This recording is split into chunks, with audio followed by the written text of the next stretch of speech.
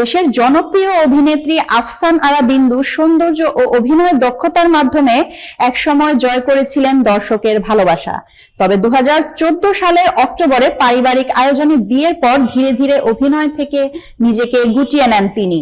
দীর্ঘদিন পর্দার বাইরে থাকায় তার ব্যক্তিগত জীবন নিয়ে সামাজিক যোগাযোগ মাধ্যমে নানা গুঞ্জন চলছিল। অবশেষে সেই নীরবতা ভাঙলেন এই অভিনেত্রী। সম্প্রতি দেশীয় একটি গণমাধ্যমের পডকাস্টে দাম্পত্য জীবন নিয়ে খোলামেলা কথা বলেন বিন্দু। সঞ্চালকের প্রশ্নের জবাবে তিনি স্পষ্টভাবে জানান তার বিবাহ বিচ্ছেদ হয়েছে।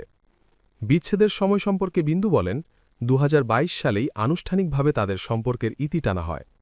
তিনি জানান, আনুষ্ঠানিক ঘোষণা না দেওয়ায় অনেকেই এখনও তাকে বিবাহিত ভাবেন, তবে বাস্তবতা হল তিনি বর্তমানে বিবাহিত নন।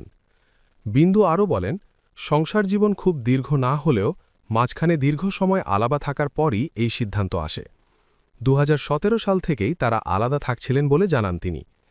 বিবাহ বিচ্ছেদের কারণ জানতে চাইলে বিন্দু তা প্রকাশ করতে অনিচ্ছা জানান। তার ভাষায় বিষয়টি অন্য একজনের জীবনের সঙ্গে জড়িত। সম্মানের জায়গা থেকেই তিনি এই কারণ ব্যক্ত করতে চান না। অভিনয় থেকে দূরে সরে যাওয়ার প্রসঙ্গে বিন্দু বলেন, এটি কোনো চাপের সিদ্ধান্ত ছিল না।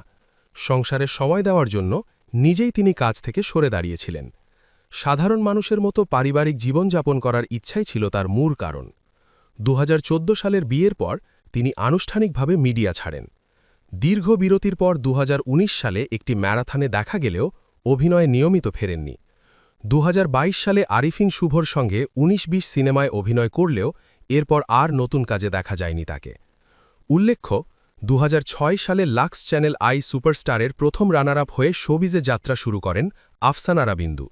পরে নাটক ও সিনেমায় সফল কাজের মাধ্যমে নিজের অবস্থান গড়ে নেন তিনি।